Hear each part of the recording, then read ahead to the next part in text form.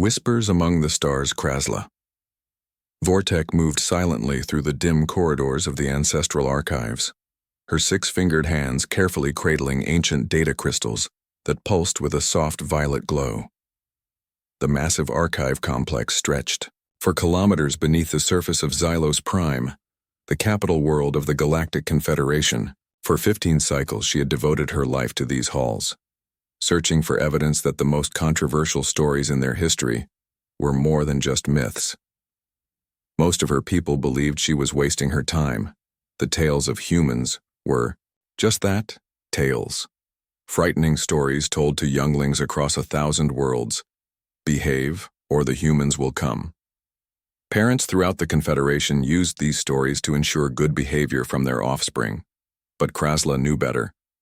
The patterns were too consistent, the references too specific across too many separate cultures.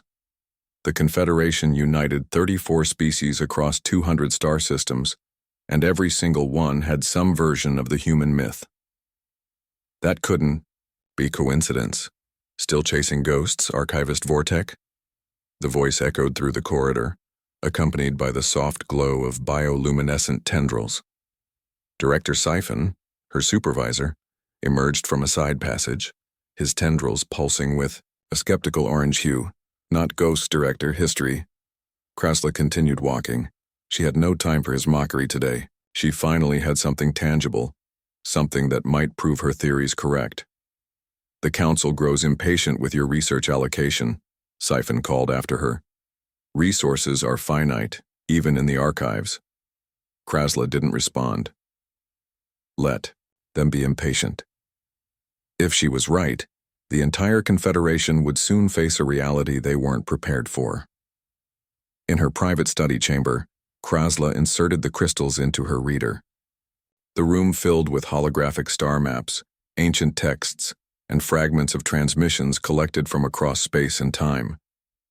She had found something monumental this time.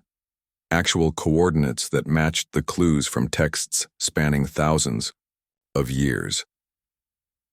According to her research, humans originated from a planet called Earth, in a system with 1 yellow star and 8 planets. The third planet from their star was their homeworld. And now, for the first time, she had possible coordinates for this mythical system. Her communication device chimed, displaying a message from her contact at the long-range sensor array. Unusual energy signatures detected in Sector 219B. Pattern. Suggests artificial origin. Nothing like Confederation technology. Thought you might be interested. Krasla checked her maps with trembling hands. Sector 219B aligned precisely with her theoretical coordinates. Her hearts raced as she composed. An urgent request for an emergency council meeting. They rarely listened to her theories, but this was too important to ignore. The High Council chamber was a vast amphitheater, with seats for representatives of all 34 member species. The 7 High Councilors sat on the uppermost tier, looking down at Krasla as she stood in the center of the floor.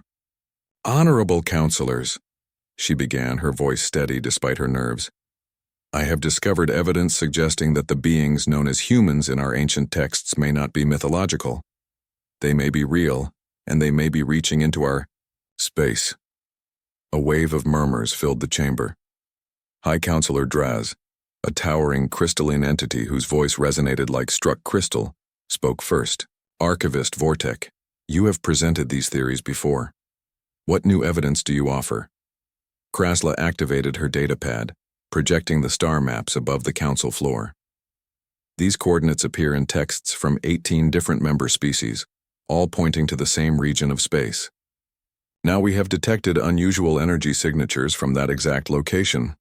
Chief Scientist Merul stood, his scaled skin reflecting the light of the projections. Those energy readings are likely natural phenomena. Space is full of strange energy patterns. Natural phenomena don't utilize prime number sequences as communication baselines, Krasla countered. These signals follow mathematical progressions that indicate intelligent design. High Councilor Vish, the oldest member of the council, leaned forward. Unlike the others, she had always shown more interest in Krasla's research. If what you claim is true, what action would you recommend? Send an exploratory vessel, Krasla replied without hesitation. We need to confirm what's out there. The debate lasted for hours. Many feared what they might find. The myths of humans often depicted them as beings of immense contradiction. Creatures who fought terrible wars among themselves, who split atoms for weapons, who spread across stars with unstoppable determination and adaptability. In the end, curiosity outweighed fear. A scout ship called Distant Horizon was dispatched to investigate the source of the signals. For 5 days, the council waited while Krasla barely slept, checking for updates hourly. On the 6th day, an emergency transmission came through. The captain of the Distant Horizon appeared on the main screen in the council chamber, their chitinous faceplates clicking with agitation. Council, we have visual contact with objects moving through space at the edge of Sector 219B. They are vessels unlike any design we have catalogued. They are enormous. The transmission showed grainy images of massive ships moving in formation through the void. We are attempting to establish communication protocols, the captain continued. Wait. Something is happening. They've detected us. Multiple vessels are altering course toward our position. The screen suddenly filled with static. Distant Horizon, respond, High Counselor Draz commanded. Distant Horizon, please respond. There was no answer. The chamber fell silent. Then, the main communications array activated. A signal was coming in, not from the Distant Horizon, but from the unknown vessels. The Council's translation systems worked to decode the message. After several tense moments, words appeared on the screen. This is Admiral Helena Vasquez of the United Earth Fleet. We have detected your scout ship and wish to establish peaceful contact. Please respond. The council chamber erupted in chaos. Krasla stood frozen, her theory proven true in the most dramatic way possible. High Counselor Vish called for order. It seems, she said when the room quieted, that we must prepare to meet the humans. They are no longer myth. As the council debated their next actions, more sensor data arrived. The images now clearly showed hundreds of ships, an armada of massive vessels moving with precise coordination. The lead ship alone was larger than the Confederation's biggest dreadnought. In her research room later that day, Krasla reviewed her oldest texts, one passage standing out with new significance. They come from a harsh world that taught them to never surrender. They reach for stars not with one hand but with millions. When humans arrive, the galaxy will never be the same. Outside her window, the capital city buzzed with news of the human fleet. Citizens gathered in public spaces, looking skyward with wonder and fear. The myth had become reality. Humanity had arrived. Admiral Helena Vasquez stood on the bridge of the dauntless Earth's flagship. Commander Raj Sharma and Science Director Maya Chen joined her as they observed the alien world on their main screen. Do you think they'll respond peacefully? Sharma asked. Vasquez nodded slowly. Let's hope so. We came looking for neighbors, not enemies. As Earth's Armada maintained position at the edge of Confederation space, both civilizations prepared for a first contact that would reshape the course of galactic history forever. The Confederation Defense Fleet assembled at their border, Commander Thex observing the human ships with mounting concern. Never had they encountered vessels of such size or in such numbers. The Confederation had always considered itself the dominant power in this region of the galaxy. Now that assumption was being tested. Status report, Thex ordered, antennae twitching nervously. The human fleet maintains position outside our border, the tactical officer reported. Their weapon systems appear active but not targeted. They're being cautious. Thex nodded. The humans were acting with restraint. They could have pressed forward, but instead waited at a respectful distance. It wasn't what the myths had led them to expect. On Xylos Prime, the emergency council session continued for a third straight day. Krasla had been called to present everything. She had learned about humans from the ancient texts. High Counselor Vish searched through the most archaic records for guidance. Here, she announced, her voice echoing in the chamber. The first contact protocols written 12,000 years ago and never implemented. The room grew quiet as Vish read from the ancient text. If humans are encountered, approach with respect and caution. They are proud but can be reasonable. Show strength but never threaten. Speak truth but not all truths at once. High Counselor Draz rose to his full height. These protocols assume the humans are more powerful than us. I reject that premise. Look at the images again, Krasla said, gesturing to the screen displaying the human fleet. Count their ships, measure their size. We must be realistic. In the end, the Council decided to establish communication while keeping their defense fleet ready. They would follow the ancient protocols while preparing for all contingencies. Aboard the Earth flagship Dauntless, Admiral Vasquez received the news with relief. They've agreed to talk, she told her officers. They're sending coordinates for a communication link. Lieutenant Marcus Wong, the fleet's best communications specialist, stepped forward. Admiral, I've been analyzing their transmissions. I believe I can respond in their primary language. Excellent work, Lieutenant, Vasquez replied. Get it ready. Dr. Maya Chen joined them on the bridge. Admiral, I've compiled preliminary cultural briefings on the Confederation species based on our long-range observations. The dominant species appears to be called the Xylosi. What should we know about them? Commander Sharma asked. They value knowledge and stability, Chen explained. They're methodical by nature, and according to their transmissions, they've been telling stories about humans for thousands of years. Vasquez raised an eyebrow. Stories? What kind of stories? From what we can tell, Chen said carefully, not entirely flattering ones. They seem to view us as potentially dangerous. Ambassador Julian Reyes, the civilian diplomat assigned to the mission, smiled wryly. Well, they're not entirely wrong, are they? Humanity has a complex history. That's why you're here, Ambassador, Vasquez replied. To show them our better nature. As both civilizations prepared for their first conversation, the fate of two spacefaring peoples hung in the balance. The myths were about to meet reality, and the galaxy would never be the same. When legends walk among us, the neutral meeting station orbited the gas giant Thralos 4, positioned precisely halfway between the human fleet and the Confederation forces. Originally a Confederation research outpost, it had been hastily converted for this historic encounter. Inside the central chamber, two delegations faced each other across a circular table. The human group was led by Ambassador Julian Reyes, with Admiral Vasquez, Dr. Chen, Lieutenant Wong, and Dr. Emily Nakamura, a historian specializing in human expansion, completing the team. The Confederation delegation included High Counselor Vish, Commander Thex, Krasla, and several specialists, including senior mythologist Dren, who had studied the legends of humans for decades. Welcome to Confederation space, High Counselor Vish began, her voice translated by devices on the table. This meeting marks a turning point in our shared history. Ambassador Reyes nodded respectfully. We thank you for this opportunity. Humanity has long wondered if we were alone in the universe. Now we know we are not. Dren leaned forward, multifaceted eyes blinking rapidly. How is it possible that you exist exactly as our myths described? Your appearance, your ships, even your manner of speaking, all match our most ancient texts. Dr. Nakamura looked confused. Your texts? How long have your people known about humans? For millennia, Krasla answered, activating a display showing ancient writings and images. These records date back to the earliest days of the Confederation. They describe beings called humans who would one day emerge from a distant part of the galaxy. The human delegation exchanged surprised glances. Dr. Chen studied the images carefully.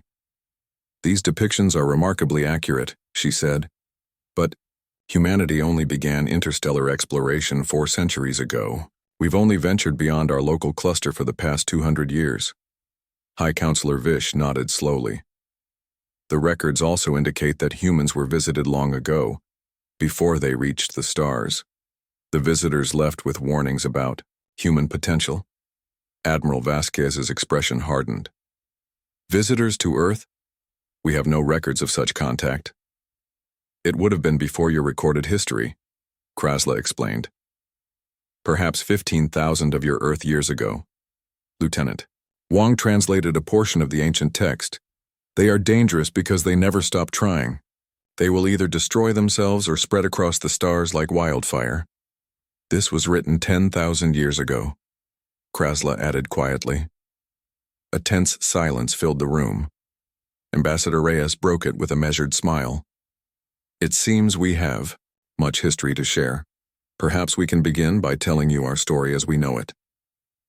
For the next few hours, Dr. Nakamura detailed humanity's journey to the stars.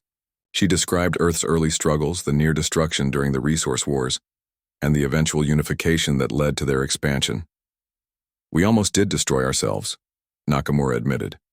Multiple times, but each time we pulled back. From the edge, Dren interrupted. But this contradicts our oldest texts. The ancients predicted your species would annihilate itself before reaching the stars. Nakamura paused before responding. Perhaps what your ancients couldn't predict was our capacity to learn from our mistakes. The Confederation members exchanged meaningful glances. Commander Thex remained suspicious, but High Counselor Vish appeared thoughtful. Tell us about your expansion, Vish requested. How many worlds do humans now inhabit? We have settled 317 planets across 124 star systems, Admiral Vasquez answered, and we maintain outposts in another 150 systems. This revelation shocked the Confederation delegation. Their own expansion had been much slower, with only 200 worlds settled across 58 systems, despite their head start of thousands of years. How is this possible? Commander Thex demanded. Such rapid expansion should have depleted your resources or led to societal collapse. Dr. Chen stepped in. We developed efficient terraforming methods early in our expansion, and our social structures evolved to support distant colonies while maintaining unity. As the meeting continued, both sides shared more about their histories and cultures. The humans were fascinated by the Confederation's long-term stability and diverse member species. The Confederation representatives were amazed by humanity's rapid technological advancement and adaptive social systems. During a break in the talks, Ambassador Reyes spoke privately with Admiral Vasquez. They're afraid of us, Reyes observed. Their myths painted us as a potential threat, and our fleet size isn't easing those fears. Vasquez nodded. But they're also curious, especially that archivist, Krasla. She's been studying us her entire life without knowing if we existed. When the talks resumed, Krasla asked a question that had bothered her for years. Your ships, they're designed for more than exploration, aren't they? A moment of uncomfortable silence followed before Admiral Vasquez answered truthfully. Yes, we've encountered hostile species before. Not everyone in the galaxy welcomes new neighbors. Before the Confederation representatives could respond, alarms blared throughout the station. A Confederation officer rushed into the chamber. High Counselor, we've detected multiple ships entering the system. They're not ours and they're not human. The main display activated, showing a dozen sleek predatory vessels approaching the station. Their design was unfamiliar to the Confederation representatives, but Admiral Vasquez recognized them immediately. Scourge Raiders, she said grimly. We've dealt with them before. They target developing civilizations, strip their resources, and enslave the population. Impossible, Commander, Thex protested. No species would dare attack Confederation space. They would if they believed you were distracted or vulnerable, Vasquez replied. Our arrival in this meeting might have presented them with an opportunity. As if confirming her words, the station shook violently. They've opened fire on the station's defensive systems, the Confederation officer reported. Our defense fleet is moving to intercept, Commander Thex announced. But they're spread thin monitoring your Armada. Admiral Vasquez touched her communication device. Dauntless, this is Vasquez. Deploy Task Force Aegis to protect the station and Confederation assets. Coordinate with their defense fleet. She turned to the stunned Confederation representatives. We didn't come looking for a fight, but we won't stand by while you're attacked. Within minutes, the station's viewport showed human warships moving into defensive positions around both the station and the Confederation vessels. Their response was immediate and coordinated, displaying tactics that spoke of extensive combat experience. They're hailing us, Lieutenant Wong reported. Audio only. A harsh voice filled the chamber. Confederation weaklings, surrender the station or be destroyed. Your new friends cannot save you. High Counselor Vish looked to Admiral Vasquez. These, Scourge? You've encountered them before? Vasquez nodded grimly. They attacked 3 of our outer colonies last year. We drove them back, but not before they caused significant damage. Commander Thex studied the tactical display with new interest. Your ships are faster than they appear, and your weapons are designed to disable rather than destroy when possible. Vasquez finished for him. We prefer not to annihilate potential allies, even former enemies. The Scourge ships pressed their attack, but they had clearly not anticipated the human fleet's capabilities. Within 30 minutes, 3 raider vessels had been disabled and the others were retreating. As the immediate danger passed, Krasla approached Dr. Nakamura with a data crystal in her hand. There's something you should see, she said urgently. I didn't understand its significance until now. The crystal contained ancient star charts and what appeared to be genetic sequences. Dr. Chen studied them with growing amazement. These are human DNA markers, she said finally. From thousands of years ago. How is this possible? Krasla exchanged a look with High Counselor Vish, who nodded her permission. Our most sacred texts speak of the Cedars, beings who came before all of us. They traveled the galaxy studying and preserving species they found promising. The visitors to Earth, Admiral Vasquez realized. Yes, Krasla confirmed. But there's more. The Cedars didn't just observe humans, they took genetic samples from many species and stored them in secure vaults throughout the galaxy. Why? Ambassador Reyes asked. Insurance, High Counselor Vish answered. Against extinction. The texts say they saw potential in humans that they had rarely encountered, extraordinary adaptability and determination, but also self-destructive tendencies. They believed humans might annihilate themselves, Commander Thex added. So they preserved your genetic material, just as they did for all Confederation species. And they left warnings about us in your histories, Admiral Vasquez concluded. Warnings that became myths over time. Not just warnings, Krasla said quietly. Prophecies. There's another part of the text that I've never shared with the Council. She projected a final passage onto the screen. If humans survive their trials and reach the stars, they will either become the galaxy's greatest threat or its greatest protectors. When the children of Earth join hands with the Confederation, a new age will begin. The chamber fell silent as both delegations considered these words. The alliance that had formed during the brief battle suddenly took on new significance. Ambassador Reyes was the first to speak. It seems we were meant to find each other. High Counselor Vish extended her 4-fingered hand in a gesture unfamiliar to her but well known to humans. A handshake. Perhaps the myths were incomplete. They told us to fear you but not to trust you. As Ambassador Reyes accepted the handshake, the ancient prophecy began its fulfillment. Humanity and the Confederation, once separated by vast distances and misconceptions, had taken their first step toward a shared future. Outside the station, human and Confederation ships patrolled together, a visible symbol of the new alliance. The legends had walked out of myth and into reality, not as conquerors but as protectors. The galaxy would indeed never be the same.